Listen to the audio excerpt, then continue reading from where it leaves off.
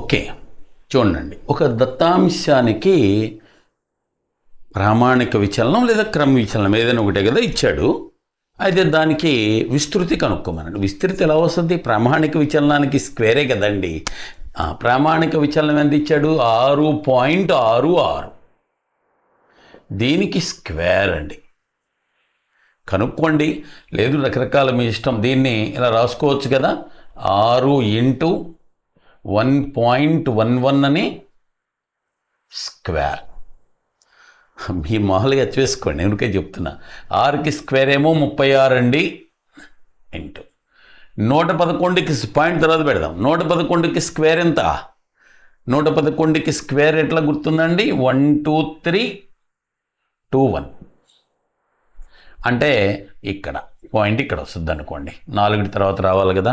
ఇప్పుడు 36ని దీంతో వేసుకున్నాం అనుకోండి. సో మీ ఇష్టం ఎట్లయినా వేసుకోండి. ఇదిగోండి, దిస్ ఇస్ 123, 21ని 36తో. 36 ఒకట్లు 3 6, 72 3 7 5, 108 and 7 115, 36 2 72 11 83, 36 8 44. 4 తర్వాత పాయింట్ ఉండాలి కదండి, అందుకని 44.3556. సో మామూలుగా వేసుకోండి, మీ ఇష్టం అది. నేను ఊరికే అది ఉపయోగించాను, దీని స్క్వేర్ని. ఓకే, రైట్ అండి. నెక్స్ట్